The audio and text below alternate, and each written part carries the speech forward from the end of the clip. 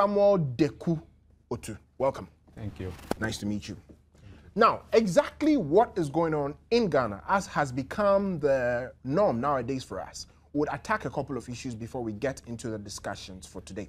Number one, Justice Bega. What really is his problem with Nana Addo Dankwa Akufo-Addo? The fact that he says Nana Addo Dankwa Akufo-Addo is not a lawyer is perhaps an indication of certain things that he may have, perhaps, and I am shuddering to think of this, but the only logical explanation we can find is that he's lost touch with the reality. If not, how do all these things come up? And again, who really is Justice Bega?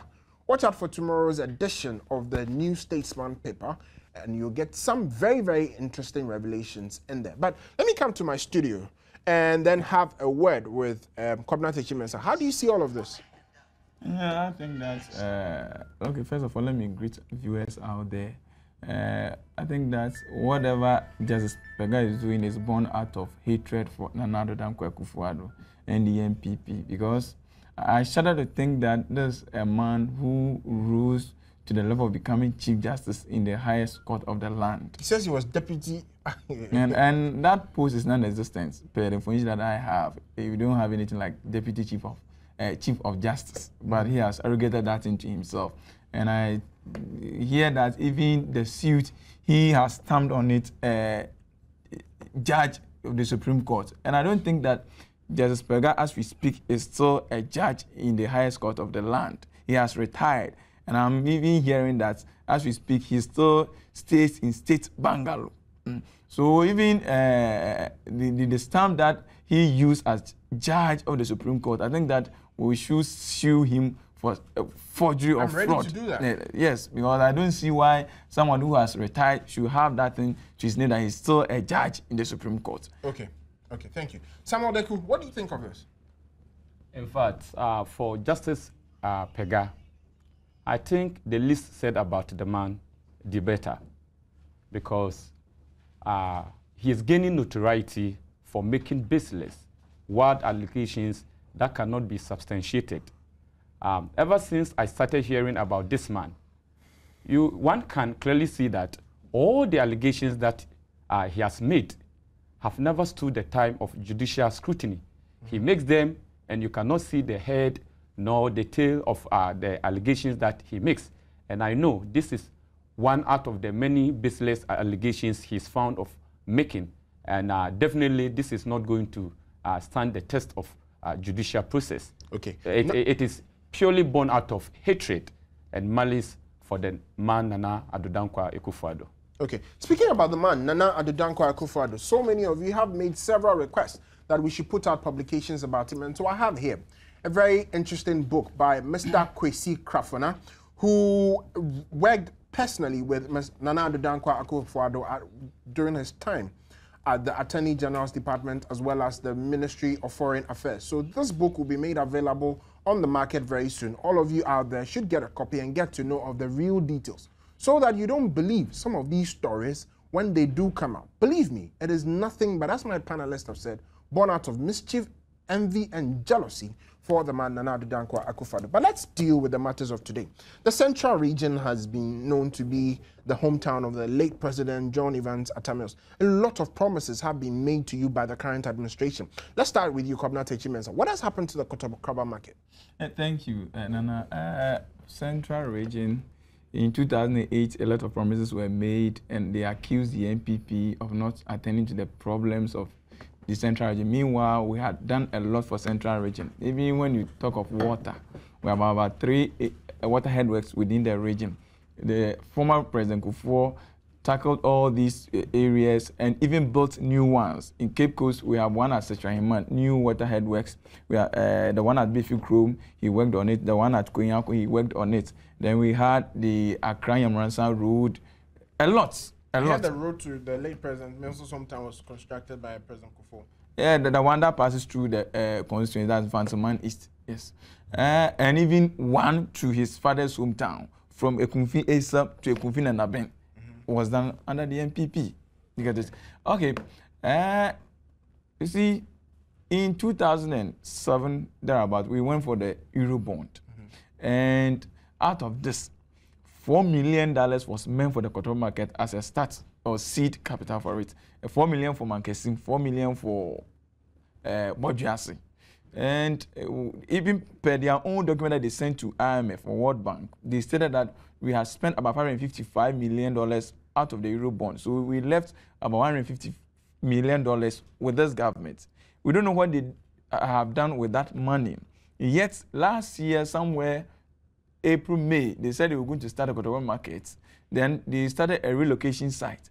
As we speak, most a year, they've not been able to complete that relocation site. And it will surprise you to know that they have sent the sellers, our mothers and sisters who used to sell somewhere around the Kotoka market to areas that you can never think of. Places that the people use, excuse me, to say defecate, and that some places, when it rains, you cannot even step there. That's where our mothers and sisters are selling. And people are losing their source of livelihood. Parents who pay school fees, they are the breadwinners of the family. Lives are very difficult for these people within the region. Other than here, getting to the election, the then caretaker president was in the region saying that, oh, all the papers were on his table. Why did you not sign before coming to Cape Coast? I remember that he brought a couple of Chinese and said works are about to start very soon. Well, as for the parading of Chinese in Cape Coast, several of them. The MP for Cape Coast North, Lawyer Batunodro, paraded them twice. Then the president, during the festival, also came to parade some Chinese. And as we speak, even common relocation sites, you've not been able to do it. And getting the election, they brought some designs, and with even the contractor's name is not on it. You get this? And we've asked them several times, who are the contractors? What's the bill of quantity? What is the timeline for the project? We've not been able to get such a piece of information. You get okay. So they are playing politics with some of these things. But you see, we have to also let the people know that the Cape Coast Stadium. I'll come back to you on that, but I want to go to Samuel. So as a citizen of Cape Coast, how do you feel about all of these failed promises that have been made? The Kotoka market, really, what is it? And how important is it to the people of Cape Coast? In fact, I feel very disappointed, disillusioned, and disenchanted that a political party can look us in the eye, come and do all sorts of promises that they know within themselves that they cannot fulfill, just for the people to vote for them so that by the end of the day, they tell them nothing. For example, when I come to Gomor West, MPP, before they left office in 2008, went and cut salt at Mountford Beach for landing site. Yeah, I remember those projects. They did that one. Then there was also a road from Apam Junction to Sodro. Yeah. They accused our former MP, Honorable Joe Hackman, of having done nothing to ensure that the road is constructed. And so people use that against him and politicize it so heavily to the advantage of NDC. And when they came, they waited to the 4th year. Then they went and started clearing the shoulders of the road and designated it Gomor Motorway, telling people that by the end of their first term, they will finish with the construction of Apam Junction Sodro Road. But what do we see now? The road is still there, no work is on it, and the little that they even started has stagnated. The landing site that President Kufuor went and cut salt to, no work so far has been done about it, which clearly shows that these people actually came, deceived the people of Central Region to vote for them, and now that they have what they wanted, they have abandoned the people to their fate. Wow, they have abandoned. Those are very strong words. But then again, let me come back to you, Samuel. So what exactly is happening with the premix situation as well? Premix situation, we are all aware it has been on and off and on off. And the situation is not peculiar to Central Region alone. It is a general phenomenon that everybody who is abreast with current issues will testify to the fact that it hasn't been the best. And Gomor West or Central Region is no exception. Okay. When it comes to the central region, I think two sectors of economy that are dear to our hearts is the fishing industry and the tourist industry. When you look at the figures, since the NDC assumed office, you could see that the fortunes of these sectors are dwindling over the years. When you look at the fishing industry, in 2008, under former President Kufuor, who was not from the coast, because in 2008, the late President Mo stood in Mountford and said that because the then president was not coming from the coast, he was destroying the business of the coast and building bigger coast stores in Ashanti. And therefore, he was coming from the coast, or he was somebody from the region, so they should vote for him, and he could do a lot to better the lots of the people. The figures, let's ask that, do they buttress the point, or do they support what they said?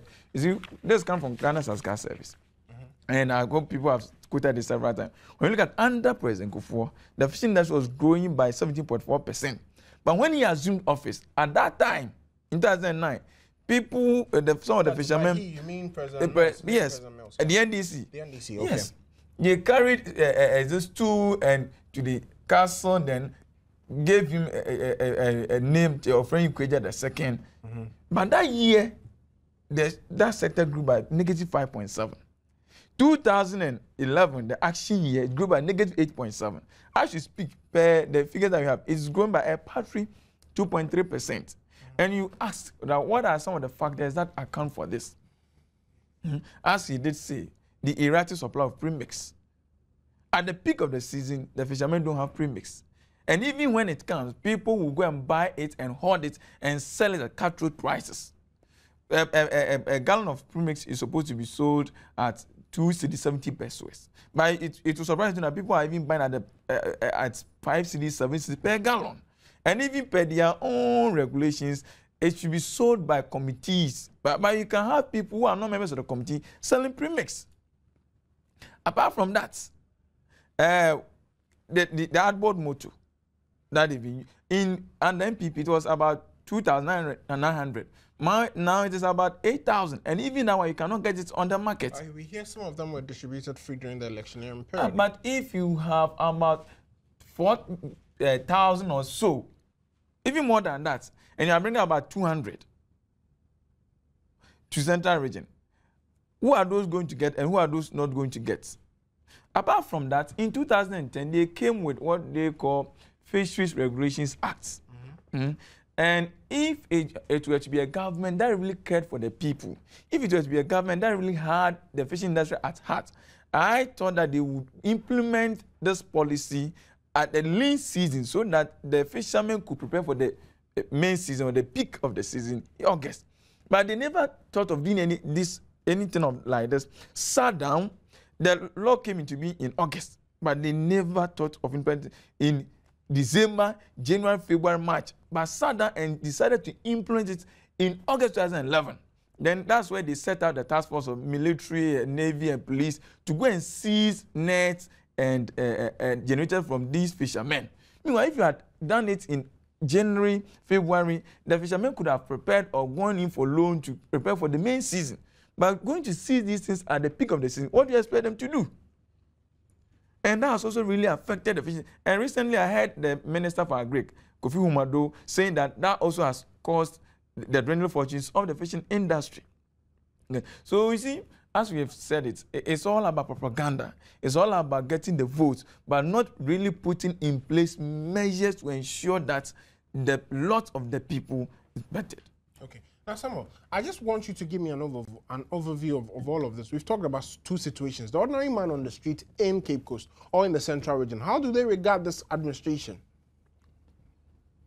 They regard this administration as a very deceptive administration. They see them as a political party that promised heaven on earth, and yet they are receiving the direct opposite. They've seen that their lives have not been bettered as they promised them. They've seen that it was all about propaganda and that the government was not interested in their welfare. They've seen that they will wait for them to go through economic difficulties, only for them to come back during election times to shower gifts on them with the view of coercing them politically to vote for them, so that after they've gained power, they show them where the power that they took from them lies. For example, during the electioneering campaign, we saw NDC activists going around sharing nets, going around sharing outboard motors, computers, buying four-wheeler vehicles for chiefs. What was the intent of these activities? The only objective for doing these activities was to win or buy vote from people. And it's like, use what you have to gain what you want. We control the national purse. We can buy them or shower gifts on you so far as election is pending. Once you give us the power, then whereas we used our right hand in giving you those largesse, we will use the left hand to collect it immediately after election. And how are they doing this? They are doing this by removing subsidies on fuel, by increasing taxes, by making sure that the power you used to enjoy is denied you, because monies meant for the improvement of these sectors were the same monies they used in buying laptops, were the same monies they used in buying nets and other things just to gain the vote of the people. And so the wages of the kind of things they showered on people during election time is what we are experiencing. The doomso, the gas shortage, and all other negative things that the whole nation is plunged into. Okay. Now let's take a look at a very critical thing before we go. Something small. Okay, I'm listening. It will surprise viewers to know that in the history of the fishing industry, the first time that the fisherman has seen gun is during the time of this NDC administration. What do you mean by a fisherman was shot at Elmina. By who? The task force. Yes. And the first time that the fisherman has seen water cannon and tear gas during this administration, when they went on demonstration in Accra here, and they thought that the one on the seat was offering questions, so they could go to him, and they were sprayed with hot water and tear gas. It did happen under this administration. So you ask yourself, are these people, do they really care for the fisherman, or they just told them something to get their votes? But you see, the hope is not lost. When I see people, all that people tell me is that indeed, they are happy that the MPP has gone to court to challenge the 2012 elections. We'll come to the court and the necessary details, but I just want you to, I just want to have a feel of exactly what is happening in the central region. As regards this doomso thing, I had 3 days straight without light. I just got out of it this morning, and hopefully I'm here in the studios trying to, find out what the rest of the world looked like during those 3 days. How is it like in Cape Coast and in the central What region? is happening in other regions is not different from the case in the central region. We are also experiencing the doomso, maybe it will be at a different level. I don't know what is happening in Accra here or in other regions, but in central region, it is very bad because and it's affecting businesses, the hairdressers, the seamstresses, the tailors.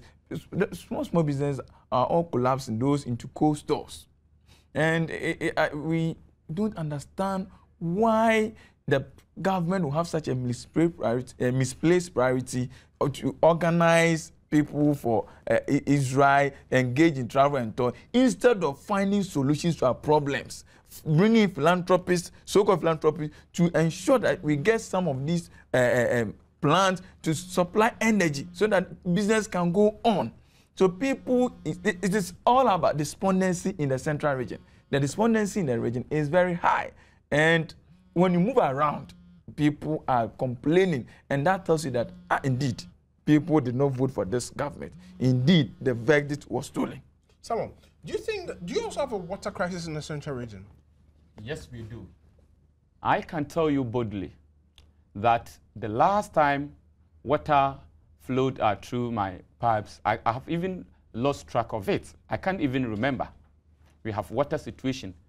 And I live on a school environment, campus, where sometimes we have to arrange tankers to bring water. So the water situation is very porous. And who pays for that? Who pays for that? Yeah, I think the school administration, because it's the school that arranges for tankers to bring water to the school campus for the use of students. So that is it. And let me come back to the Dumso phenomenon. You know, it is having serious toll on students in the region. As I'm talking to you, students are writing end-of-term examination. The final year students are also preparing feverishly for their WASI examinations. And you are a teacher? Yes, I am. Okay. They are preparing for their WASI examinations. And imagine, at prep time, they have no light to study. When the light goes off like that, they all have to go and sleep. Meanwhile, the next day, they have papers to write. So what do you expect the student to do? What kind of performance do we expect from them? And to exacerbate the situation, teachers are also on strike. So I'm telling you, the situation in Central Region is nothing to write home about. Okay. I'll take another break now. And then when I come back, we'll go into a discussion of the issues that pertain, especially the strike by NAGRAT's teachers. Bear in mind the fact that the Central Region is the cradle of education in Ghana.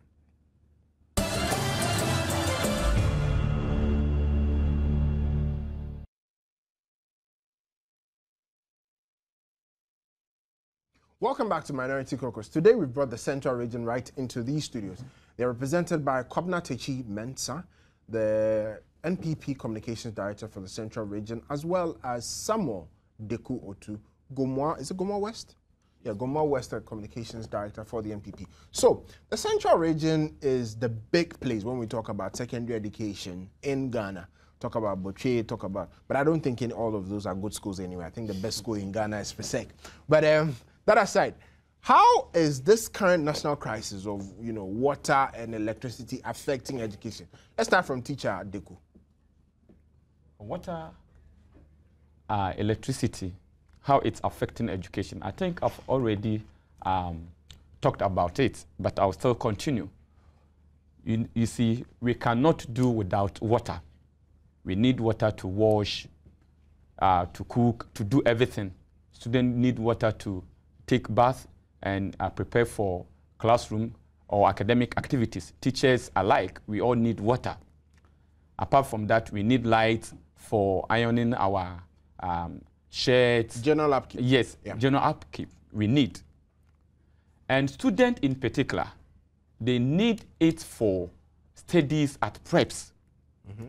So where we have a situation that the light goes on and off, the light becomes unpredictable. You can never tell when the lights will go off and when it will come on. Student will be at preps, then all you hear is, hey, it means there's light off, and we have to abruptly end preps. So whenever the lights go off, that's the end of prep? That is it, because we don't have generators to power the lights again. So once the light goes off, students have to automatically go and sleep. Meanwhile, wow, they have papers the next day to write. Wow. So it means no adequate preparation is even made before they go and sit for their papers.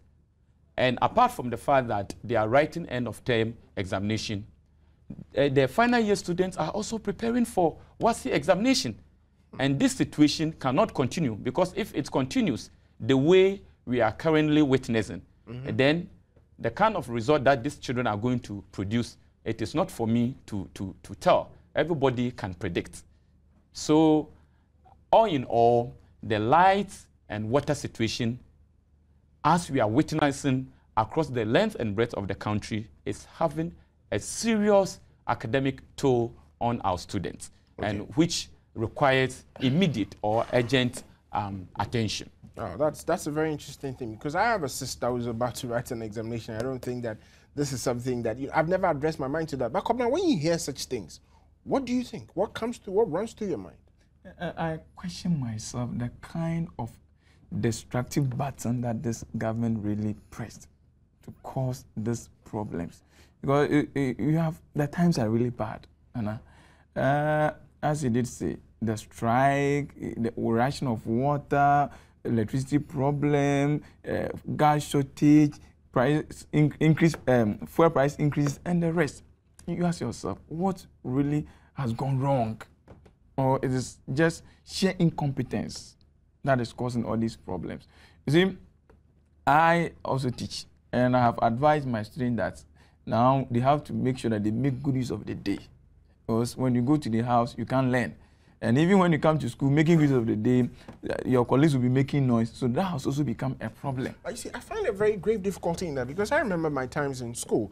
During the day, that's when the teachers actually come to, teach you. And then you take your time, you absorb everything. And then, after lunch, you go and you have your siesta. And then in the evening, that's when you use the lights to really go through it. So now that we are actually being, well, maybe because the teachers are on strike. No, but even the students themselves. Yes. When they come to school, I think maybe like now that they are on strike, some of them can even make good use of the day, then learn on their own. But even we are just even looking at one side. Go to the universities. Go to the universities where you have 4 people, and even with purchase, you can't sleep. Even in the houses, you cannot sleep. When the light goes off, the room becomes so hot that you cannot sleep. You have to come and sleep outside. And that one to mosquitoes there. So it means that everything has gone bad. For instance, when the light goes off, I cannot sleep until, let's say, 12 or 1 o'clock, that light will come again. And that one will affect your work the following day. But if you don't sleep early, waking up early becomes a problem. So it will affect your productivity. You get it? So the situation affects everything that we do as a country. The small businesses, teaching, whatever, academic, everything. Even if you are going to teach and you have to use projector, or you can't use it. If you are going to teach computing and there's no electricity, how can you teach? Yeah. So the situation is getting out of hand. And I think that the earlier the government got on course and addressed this situation, the better than engaging in this travel and tour business whereby you are bringing people together to go to Israel. I think that we vote people into authorities to solve our problems rather than engaging travel and tour. That one, they should leave it for the individuals. You seem bent on making the point that the government has been turned into a travel and tour agency. But Master, if you want people to go to Israel on pilgrimage, this is done by individual travel and tour companies. But if you have the whole president who uses the Jubilee House as a travel and tour agency, then it's very pathetic. It's very, very pathetic. The earlier they stop that, the better. Sammy, your take on that whole travel and tour facilitation? The whole world, the Jubilee House will go for the best travel and tour office in the world. You're bent on getting me in trouble. You see, I would say this is image redemption mission. Having lambasted men of God over the years, insulted them, criminalizing them, said all sorts of negative things about them, they think this is the time to woo them to their side. And so how do we bait them? And they think they can bait them by sponsoring them to Israel, so that by the end of the day, they will be seen as having done something good for them, or having become the friends of the clergy. Why do I say so? The president, according to the letter that he read, says government has secured sponsorship for them. It is not as though it's exactly where there's funding. Yes, government has secured funding for them. It is not as though government is in the process of securing funding for them. It means something concrete is with them. And now, since when did it become the business of government to be going around looking for monies? Oh, please, can you help me get this X amount of money to enable me send some pastors to Israel? Since when did it become the business of government to be going around from one company to another company, soliciting for fund in order to sponsor pastors to go to Israel? Since when? You think that the point of who the sponsors are is a very important one? It's very important. As Reverend Mante said, they should know the source of the funding. It shouldn't be the case that probably the person who is funding them is a gay, a homosexual, a cocaine dealer, or whatever. What is it that they want to hide? That they don't want the public to know who are the sponsors of this trip to Israel? What is it? Is it a secret court that the president and the whole government machinery cannot let the public know? Good governance is not written black and white. This is purely a good governance issue. They should let the people know. They should let the pastors whom they are sponsoring know that, oh, the money is coming from a genuine source, and this is how we got it. But to still shred the source of the money in secrecy and expect them to accept that, yes, oh, the government says he has secured funding for us. I don't think the reverend ministers are so naive. They don't care where the money is coming from, to the extent that they will just succumb and then embark on that mission, not taking into consideration the source of the money. So I share with Reverend Mante that the source of funding should be disclosed. Just saying that it is coming from private company is not good enough. We should be told where the money really or exactly is coming from. Okay. So, Good Governance 101, a lesson from Samuel Deku. Now, I have an issue. Just as you are saying that we should let good governance in this country count, we all believe that our vote should also be made to count in this country. Now, I have here a series of documents which you would find very interesting. This is a document that was tendered into court by the Electoral Commission of Ghana. You can read for yourself. Registration of Ghanaians as per locations and polling stations assigned in Ghana. You can see is an Annex D document that was tendered in court by the Electoral Commission of Ghana. I have some very interesting findings to make to you or to reveal to you on this particular matter. And I would want the cameras to duly capture this as well. There has been some notes that have been made here in this. So you need to take a look at it and be very critical.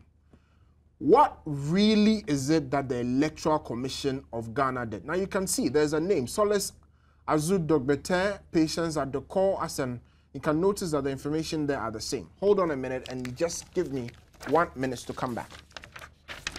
Now, a couple of pages later, we realize that the same names are appearing again. And you can see that I wrote the corresponding numbers on the sheet 292. The same names are appearing again. Why is this significant to the court case? I'll tell you. The Electoral Commission initially said that 241,000 plus individuals were registered abroad. When they were asked to submit the names and the details, they brought a list, which I have in my hand, which contains 705 names. We've said time and over again that there were repetitions in that list. This is the proof. There were more than 100 repetitions within that 705 list that they presented. Question, what happened to the rest of them? And it is interesting that the President of the Republic went to Parliament to congratulate the Electoral Commission for a job well done. He said the elections were conducted in the best possible atmosphere and that the Electoral Commission have done the best job that they've ever done. Now, coming to my studio discussions, when you hear things like this coming from a president congratulating people for a job well done, when really there were issues like this to be dealt with, how do you feel? Thank you. But before I come to that, I think there's an important issue with the travel and tour issue. I think that the source of funding issue, the source of funding is very important. Because the pastors are revered people in the society, and if indeed you are sending them to a place, they should know where the money is coming from. Recently, the issue of gazing became topical in this country, and Andrew Solomon said in his write-up to the New York Times also said he could be an asset. So if they don't get to know the source of funding, and in the end it turns out that the money is coming from Andrew Solomon, what will happen? You get it? So indeed, we need to know where the money is coming from, so that at the end of the day, it wouldn't turn out that it's being sponsored by these people, because they are very, very influential. Okay. So we need to get it that. With this one, what do you expect from the president? Partners in crime. Definitely, he will go out there and congratulate them. But these facts will betray them. These will betray them that indeed something went on wrong with the elections. Even if the voter register, based on which you are telling us the number of people who voted and getting the valid votes, and based on that, they claim a winner per the number of votes and the percentage that, oh, this person has gotten this, and therefore I declare the person. If there's a problem with it and that cannot be trusted, it throws the whole thing out of gear. And that raises doubts about the whole election. So even this one alone tells you that indeed 2012 election was not. You can join our discussion at this stage on 030-2211-701-4. As I always do, I would repeat the number 030-2211-701-4. Sammy, your take. I'll begin my commentary on this topic by giving one proverb, which goes, when a stubborn dog is about to die, it loses its sense of smell. The Electoral Commission's chairman, Dr. Kojo Afarijan, I think his time is gradually coming to an end. And so he's not seeing things around him. That is losing his sense of smell. Over the years, you have been praised for conducting credible elections. But the kind of posture this man put up towards the 2012 election is nothing to write home about. He refused to take advice from well-meaning Ghanaians, and he was just bent on doing what pleases him. The end result is what we are now witnessing at the Supreme Court. This is a man who doesn't want to take suggesting good advice from anybody. Look at the list you just showed. When MPP or Nanado, Baumia and Co. sent their petition, he also filed a response that after the registration of Ghanaians here, the total voter registration was 30,900,000 plus. Okay, so if you hold on for me, we have CK from Mankasim. How are you doing, my brother? Hello, CK. Hello? Yes, boss. Welcome. Yeah, this is CK calling from Mankasim. You have the floor. My brother, first of all, let me greet Alex Manson. He is the communication director for Central Region, and I appreciate his contribution. The president, we've already informed Ghana several times, several occasions, that President John Dramani Mahama cannot be controlled, or we cannot give this country into the hands of President John Dramani Mahama. But it seems, my brother, Electoral Commission Chairman, Dr. Kojo Afarijan, has already turned out what the Ghanaians prefer into the hands of John Dramani Mahama. Okay. These are some of the things we are talking about. In case Nana Addo-Dankwa Akufo-Addo won this case in court, we want the President John Dramani Mahama, to accept that defeat in court, because we are very, very, very, very, very vigilant over this court issue. Thank you very much. For time's sake, that's all I can take from you. But I have Justice from Shama. Justice, how are you doing? Yeah, thank you very much. Hi, Shama. From Shama. Hi, Shama. Yeah, fine, very good. You're calling from the hometown? Yeah, I'm just watching you live from my home. Is that your hometown? Yeah. Yeah, do come home from time to time. Now, let me go straight to the point.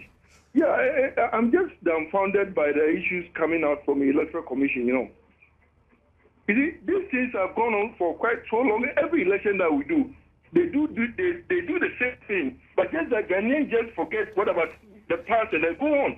Look at what you are showing us. And yet you are telling us they are credible people. My brother, you can't just understand this. What is it about? What is it about at all? The battle is the Lord's. And so with that, just look at the repetitions in the whole... Justice, thank you. I know that emotions are running high, but we'll take Gilbert. How are you? Yeah, thank you. I'm okay, by God's grace. The floor is yours. Okay, thank you. In fact, I'm very, very happy you have this program. Since we even started this year, we have been seeing the falling out of everything that we have to do in this country. And that when the cap is not yours, you always lose the direction. God has made this man realize that he is not the chosen one, and he will always fall into the pit. And the sadness of it is he's taking the whole country alongside which shouldn't be. Which should not be. Thank you very much for that submission. I have Adams from Tamale. Adams, how are you? Yeah, I'm fine, sir. I'm really happy, to see what is on the paper when you show it clearly. One thing I just want to say is, the whole NDC party is pretending towards this, court case. But actually, we Ghanaians who are rational are really watching. They are watching and they are listening very well, and whatever that is actually going on. And we ready to accept, and I'm also pleading the president that he should accept the verdict of the court. Thank you very much. Thank you very, very much. But for time's sake, Ibrahim from Taka, welcome. Good evening. Good evening, my brother. How are you? I'm doing good. And yourself? By his grace, we are surviving. Thank God. Nana, let me go on to my issue. Recently, some of us down here are not happy at all about what transpired between the General Secretary and the two General Secretaries of the two leading political parties in Ghana. Okay. I'm talking about what John just stood up recently. Yeah? Hello, Ibrahim. Hello, another more. Okay, the line keeps breaking. In fact, some of us are not very happy at all about what is going on. The General Secretary is trying to send our party back. Please, you people should try and talk to him. Okay. You should be mindful of whatever that do says on air. Thank you. Thank you for your opinions. Abdullah from Tamale, are you there? Yeah, Nana, this is Abdullah Nabila from Tamale. Yes, Chief. Yeah, in fact, I'll be leading a crusade against Justice Pega. That means I'm sending him to court for impersonating Nana. You can join me. You can see, yeah. I think that we should actually fight over who's going to take him to court. No. Me, I'm doing it as individual citizens. Okay. Because when you see at the rate he has written, he has filed in the court. So you see that he has impersonated himself by saying that Justice Pega, this thing, Supreme Court judge. Supreme Court judge. Yeah. With Supreme Court stamp. Okay. So when you read into it, it is clearly showing that this man has rather impersonated himself than the man. Certainly, right from 2007 up to date, he's still living in government bungalow. Okay. He doesn't pay this electricity, water. Government incur all those. We taxpayers are paying for all those things. And then, as me as an individual and with public interest, we will know how and why he should still be in the bungalow and why he's impersonating himself with that last part. Thank you very much for that submission. Francis, how are you? Thank you very much for that submission. How are you? I'm going to. Could you please turn down the volume on your TV set? Could you please? Hello? Hello? I'm Francis calling from Takwade. Yes, sir, boss. Yeah. The whole thing that the president is doing, he was trying to cover his face with these pastors so that they may say that, he's a Christian and all sort of things. But the way he's doing things, even a child 1 year old will know that whatever he's doing is not correct. Dr. Prejan, connived with him and they do all sort of things so that you come to power. But I am telling you, about 1 or 2 months later, we'll see who will be the president of this Ghana. The battle indeed is the Lord's. Francis, welcome. Hello. Francis, welcome. Welcome, sir. Yeah, I'm calling from Tamale. I'm Francis. And you are my last caller. Yes, please. Okay. Yeah, I must admit you are doing your my job. However, there's something that beats my imagination, and I want clarification from you. Okay. You did show the document the electoral commissioner sent to the court. Yeah. Please, I think you admit that there's a repetition or reduplication of some names. Yeah. I would want you to clarify if the serial numbers match the same names. Or okay. Here's the thing that you need to know about that. The form that I showed you has headlines. Now, it says here that this is the voter ID, the name, and all of that. What you realize is that the names are the same, but they are carrying different voter ID card numbers, which means these individuals have 2 or more ID cards. Under a biometric registration system. How is that possible? That is suicidal. Eboboba. Yes. Thank you very much. I'll come back into the studios for us to wrap up this discussion. In less than 30 seconds each, let's wrap up with you on the teacher strike, Sammy. I'm a teacher myself. In fact, teachers have been cheated for far too long, and we cannot take any more of such cheat. My brother, what is it about that we are on strike for? 30 seconds. Yes. You see, every teacher has what we call incremental jump every September. Since 2010, the government, for reasons best known to itself, has stopped giving us our incremental jump. So they'll have to deal with that. They have to deal with that. Thank you very much. For time Nana, you know one thing? What Jespega has done tells me one thing, that within the NDC, let me go the west of Abekuniti, they see fire on the mountain. Thank you. They see that the 2012 election is not over. How would a former Supreme Court judge engage in smear campaign to smear the flag of the NPP? They see fire on the mountain. There is fire on the mountain indeed. That's the words of a very famous song. Nobody can really tell what is going on there. But you see, we live in Ghana today, where I continue making this point, that quality education begins with the teachers going on strike. We are continuing to pray. This is Mother Ghana. Ghana must work again. And Ghana should indeed come back to that stage where we win back our respect in Africa. Until that point where the Supreme Court judges make that decision, we should continue to pray every day that the good Lord himself raises his hand upon his dear nation, Ghana. My name is Nana Kofi Apondama. This has been Minority Caucus. Join us again next week. Until then, good night.